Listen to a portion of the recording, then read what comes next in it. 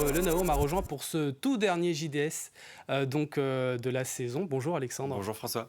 On va démarrer avec ce qui était le rendez-vous du week-end sur TV Vendée. C'était bien sûr le Homkia All-Star Game, du spectacle, des concours de shoot, des dunks, mais aussi et surtout de rencontres ce week-end. Et oui, l'événement basket était clairement à suivre sur TV Vendée avec un double rendez-vous. Alors tout d'abord, samedi soir à la salle Beau Séjour des Sables d'Olonne, c'était l'heure du West Star Game. Et bien tout simplement une opposition entre quelques-uns des meilleurs joueurs de National 1, plusieurs joueurs amateurs de Vendée tout d'abord et de Pays de la Loire. On en parlera tout à l'heure de la N1 Pro B.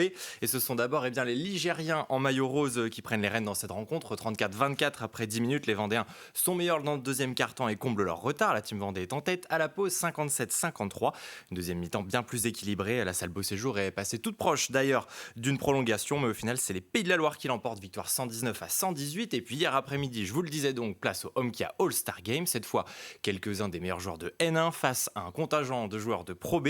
Et ce sont les joueurs de N1 qui prennent bien, les débuts dans ce match. 35-29 après 10 minutes, 54-46 à la pause. Mais en deuxième partie de rencontre, ce sont les joueurs de Pro B qui vont réussir à l'emporter. Victoire 109-100 pour ce Homkia All-Star Game. On reste sur la côte vendéenne, Alexandre, mais on part à présent du côté de Saint-Jean-de-Mont pour la 39e édition du triathlon international. Exactement, le Saint-Jean-de-Mont Vendée Triathlon organisait ce week-end son annuel triathlon international sur l'esplanade de la mer et nous suivions tout particulièrement hier après-midi l'épreuve reine, c'est-à-dire le format M, 1500 mètres de natation, 37 km de vélo et 10 km de course à pied, départ à 14h45 pour les 950 concurrents. Après les deux boucles de nage où le courant était de mise ce week-end, c'est Océane Lebris qui est en tête en arrivant dans la zone de transition. Elle est suivie de près par Tiffaine Brun des Sables Vendée Triathlon. Chez les hommes, Fabien Sanson est en avance et va combler son retard sur les deux premières concurrentes. Une fois réuni, le trio va voir son avance fondre comme neige au soleil avec notamment le retour des deux licenciés de Pontivy, Paul Lebotte et Titouan Cormier. Une zone de transition de course à pied qui va d'ailleurs sourire aux deux Morbihanais qui prennent les commandes des opérations. Le mano à mano se poursuit et c'est finalement Paul Lebotte qui va franchir la ligne d'arrivée en premier avec un chrono d'1h 46 minutes 26 secondes. Il est suivi de Titouan Cormier et du Montois Fabien Sanson qui signe lui une belle troisième place. Et puis chez les femmes, victoire d'Océane Lebris pour Toulouse. Elle devance la Sablaise Tiffaine Brun et Marine Échevin de Cormaris. C'est justement l'objectif. Le prochain triathlon qui se déroulera à Bordeaux, les championnats de France de D1, la deuxième étape de ces championnats de France. On écoute Océane Lebris, elle était avec Thibaut Grasset. C'est une super course, un peu tout en gestion, une natation où j'ai tenté de voir les bouées parce qu'avec les vagues c'était pas évident. Et puis après un bon vélo dans les roues où le but c'était vraiment de se placer et de pas sauter dans les virages. Et après quand les gars nous ont repris, tout de suite être devant, pareil pour pas se laisser distancer. Et à pied, deux tours bien et deux tours un peu moins vite pour gérer et avoir un peu de fraîcheur quand même pour la semaine prochaine. Parce que mine de rien on a une D1 samedi prochain. Donc il faut quand même récupérer assez rapidement et garder un peu d'énergie. Allez, à présent, direction les terrains de squash Red Zone et le squash Chaland accueillait la semaine passée un tournoi international de la discipline. Et pour la toute première fois, le club de Chaland organisait un tournoi international masculin de squash, l'Open International de Vendée, une compétition de niveau challenger, c'est-à-dire le troisième échelon mondial. Lancé mardi dernier, le tournoi s'achevait samedi soir avec la finale. D'un côté, le français Joshua Finera, tête de série numéro 5, 219e au classement mondial, en t-shirt bleu. Le français de 22 ans était l'outsider puisqu'il était opposé à Mohamed Nasser, l'Égyptien en maillot blanc, numéro 104 mondial et tête de série numéro 1. Et Mohamed Nasser n'a pas tremblé, plus solide dans tous les compartiments de jeu. Malgré une première manche accrochée, l'Égyptien s'impose en 3-7 secs. Victoire 12-10, 11-5 et 11-9.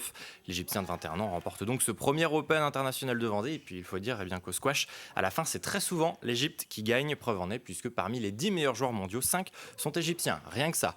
Je vous propose d'écouter la réaction du vainqueur, Mohamed Nasser, vainqueur qui se rêverait d'ailleurs, paraît-il, un avenir de champion du monde. C'est tout le bonheur qu'on lui souhaite. On l'écoute avec Julien Comte. C'est vraiment génial de pouvoir jouer un tournoi à $6 000 ici en France.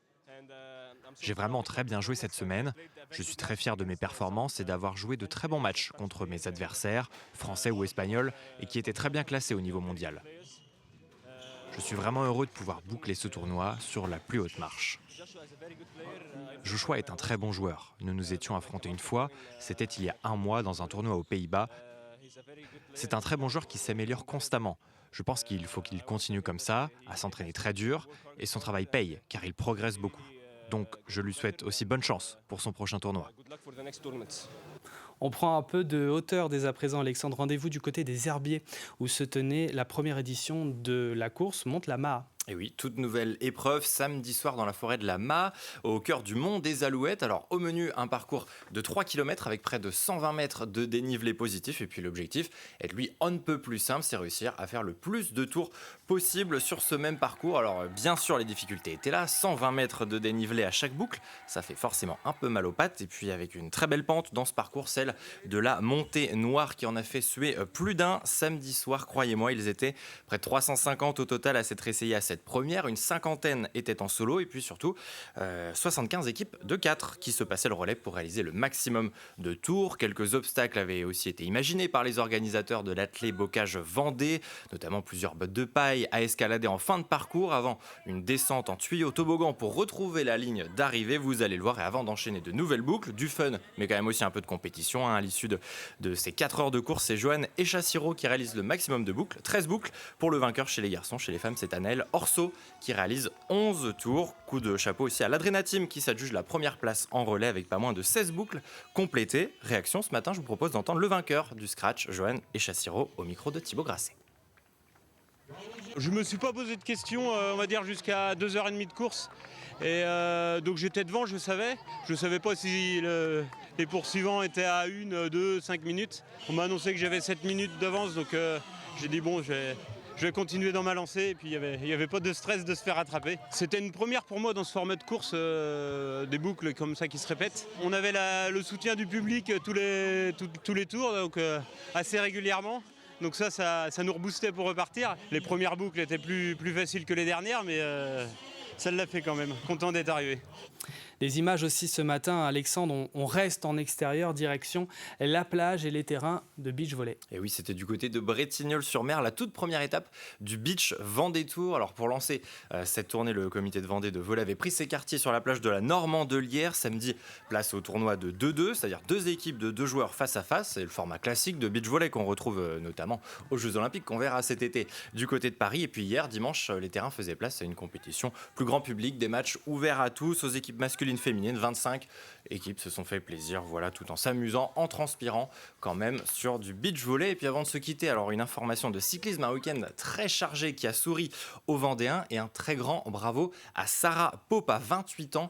La cycliste de la formation La Dynamips Clarisse Automobile Roche Vendée Cyclisme est devenue ni plus ni moins que la toute première championne de France amateur sur route, un titre décroché en Normandie. Félicitations à Sarah Pope donc, et à la formation lyonnaise qui compte désormais parmi ses rangs une championne de France amateur. Et puis des autres résultats probants, il y en a eu, notamment du côté du team Total Energy sur le championnat de France là aussi, mais chez les garçons on en reparlera ce soir. Et puis la formation de Jean-René Bernaudot annoncera dans la journée la composition du team Total Energy pour le Tour de France, les 8 coureurs sélectionnés.